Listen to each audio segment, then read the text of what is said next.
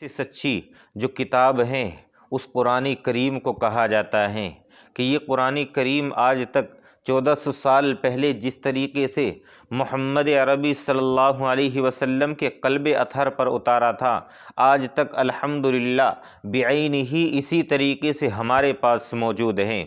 اس کے کسی لفظ میں بھی کہیں تبدیلی نہیں آئی ہے، ایک زبر بھی نہیں بدلا ہے، ایک حرف بھی نہیں بدلا ہے۔ اگر کوئی کتاب دنیا کے اندر صادق اور سچی پائی جاتی ہے تو وہ قرآن مقدس ہی ہے، جس کے اندر کسی طرح کا کوئی تغیر و تبدل نہیں ہوا ہے۔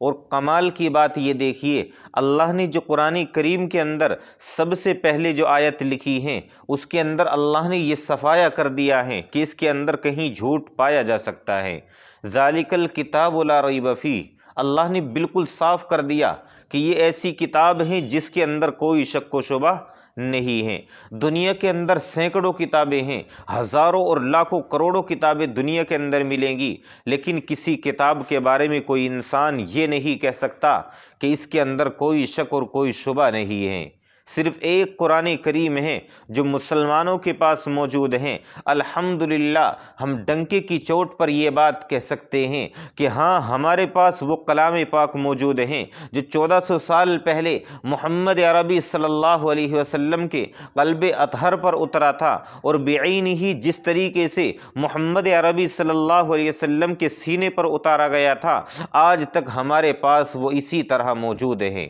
جس کے اندر کوئی تبدیلی نہیں آئی ہے۔ سینکڑوں انسان پیدا ہوئے ہیں، نہ جانے کتنے لوگوں نے کوشش کی ہے کہ قرآن کریم کی آیات کو نکال دیا جائے، اس کے اندر کچھ تغیر و تبدل کر دیا جائے، اپنی طرف سے اس کے اندر کچھ داخل کر دیا جائے، لیکن کوئی بھی کامیاب نہیں ہو سکا ہے۔ اور جب تک یہ دنیا رہے گی انشاءاللہ یہ قرآن کریم جس طریقے سے آپ علیہ الصلاۃ والسلام کے دور میں موجود تھا اس وقت کوئی تبدیلی نہیں ہوئی ہے، اور آج تک کوئی تبدیلی نہیں ہو سکی ہے۔ اس دنیا کے باقی رہنے تک کوئی تغیر و تبدل نہیں ہو سکتا ہے۔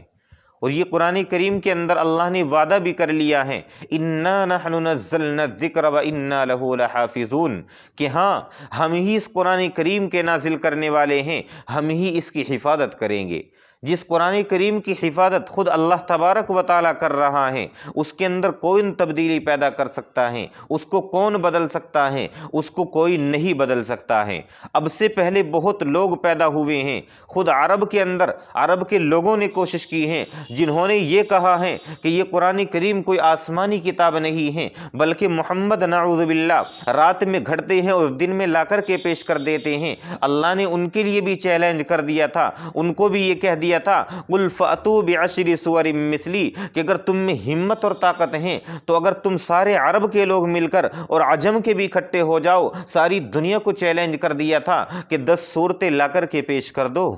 قرآن کریم نہیں، مکمل قرآن کریم نہیں، اگر مکمل کتاب نہیں لا سکتے ہو تو کم سے کم 10 صورتیں ہی لے آؤ۔ لیکن 10 صورتوں کا بھی کوئی جواب نہیں دے سکا تھا کہ قرآن کریم کے برابر میں لا کر کے 10 صورتیں پیش کرے اور پتہ چلے کہ ہاں تمہارے اندر بھی ہمت اور طاقت ہے۔ جب اس کا جواب کوئی نہیں دے سکا تو اللہ تبارک و تعالیٰ کی طرف سے یہ اعلان کیا گیا کہ اگر تم میں ہمت اور طاقت ہے تو قرآن کریم کی سب سے چھوٹی صورت اِنَّا أَعْطَيْنَاكَ الْكَوْثَرَ فَصَلِّ لِرَبِّكَ وَانْحَرْ إِنَّ شَانِئَكَ هُوَ الْأَبْتَرُ، کہ اس جیسی کوئی صورت لا کر کے پیش کرو، لیکن نہیں کر سکے، اور آج تک نہیں کر سکا کوئی انسان، تو آپ بعد میں کیسے کر سکتے ہیں لوگ؟